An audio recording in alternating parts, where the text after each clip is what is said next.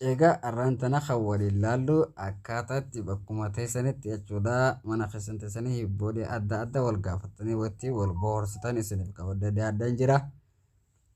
Egaan hordoftoota kiyyaa bakkuma teessanii buna keessan dhugaa wal bohaarsaadhaa wal bashannansiisaa jechuudha. Waan rakkoo tokko qabu miti appilikeeshinii salphaa tokko jechuudha miigaabaaytii xiqqoodhaan jechuudha. Google keessan irratti pilaastorii keessan sentanii instaal godhachuudhaan buna keessan shaashaa jechaa wal bohaarsuun hin dagatan asin jechaa arraan tana barumsa irra isiniif qabadee adda hibbooleewwan afaan Oromoo kan jiran jechuudha. Akkaataatti barannu jechuudha. Kanaan isiniif qabadee adda asumaan gara barumsa kiyyaatti isin ceesisaa jechuudha.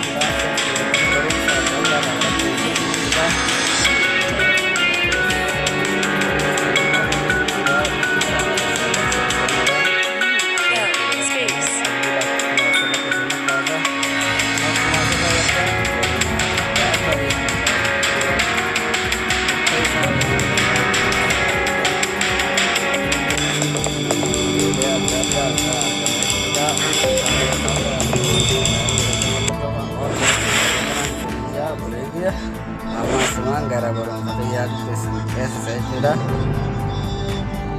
Barumsa irraan tana sirrii qabadee adda appilikeeshinii hibboo afaan Oromoo yookaan itti wal bashannansiisan jechuudha. Bashannanuu wal bashannansiisu jechuudha. Guruupiidhaa fi wantoota adda addaa irratti gaaffii wal gaafachuudhaan yeroo bareedaa gartee buna keessan dhugaa jechuudha. Yeroo qaaliitti dabarsuu jechuudha. Appilikeeshiniin kun hibboo afaan Oromoo jedhama. Namaaf appilikeeshinii kana isaa argannaa irratti taate pilaastorii kan keessan irratti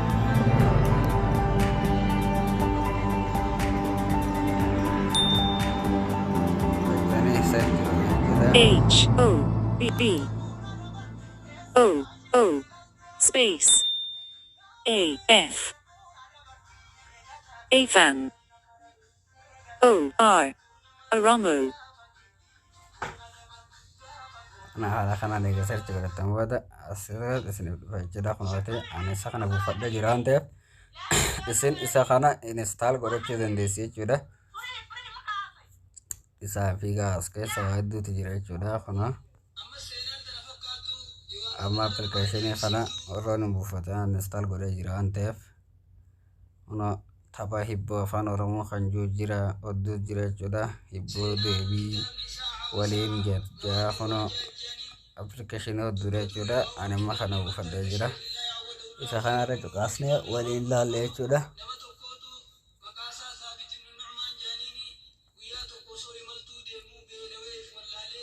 Kuna hibboo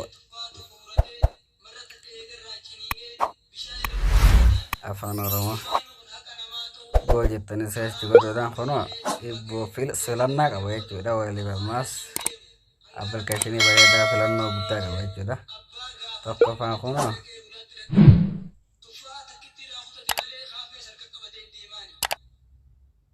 ari'anii hin qabani utaalanii hin dhaban jaa. Ana hibboo jechuudha. Hubbo ija gaaddidduu. Gaaffiin kun maal ta'a? Anamma gaaddidduu ijee fakkeenyaaf yoon kan hin deebisu taate mee amma tokkorra taaraa itti godhee deebisu yoon ani amma fakkeenyaaf ijaa jechuun gaaffiin kun akka ija hin taane anyuufuu sagalee jechuudha. Wooma feeteetti deebisuu hin dandeessu jechuutti yaaddee malee amma asirrattiin irradhaa honoraal gaaddidduudha jechuudha. Gaaffiin asirratti gaaddidduu ta'e jira jechuudha. Marsaa lama gaa'eetti akkana jira ammaas ayyoon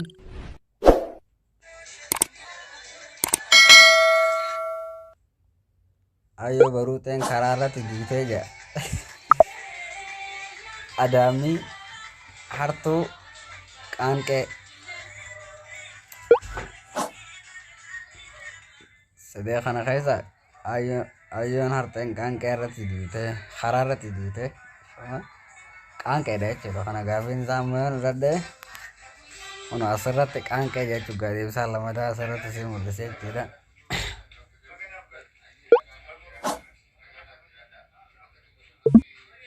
Kitaaba buufattee waajjira seentee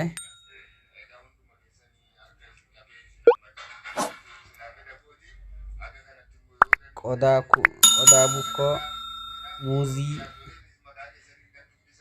meexii maal akka ta'e ilaalla kanaas muuziidha.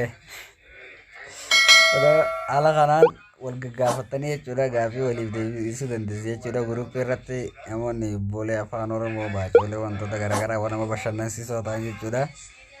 Afuraffaan akkana jaa ani homaa hin nyaadhu hin dhuguu suuraa ija qara jechuudha. Gaaffiin kun akkana fakkaatatti suuraadha.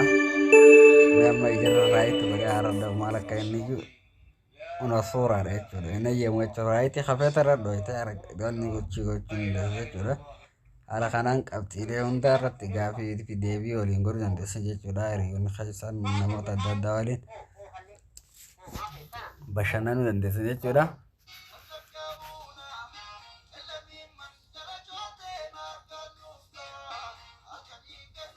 Shanaffaan akkana jaa hinumaan sadiqaa maaf daalachooftaa jaa hirriiba rasaasa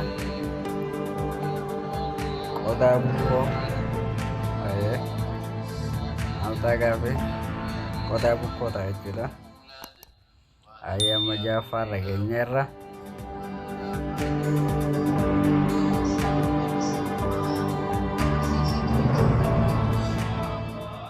Ja'affaan akka jedhetti obbo Bulukkoon uffatee rafee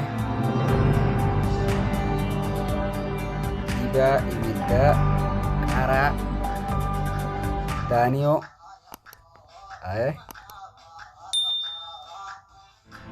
dibaa ibiddaati jechuudha. Egaa hordoftoota kiyya haala kanaan hunda isaa xumurachuun jechuudha. Gaaffiif deebii bareedaa barsa galtee bashannansiisaa buna keessan dura wajjin jechuudha. Har'a barumsa irraa isin qabadee dhiyaadhe barumsa kana aga barumsa biraatti waliin deemnutti wassalaama.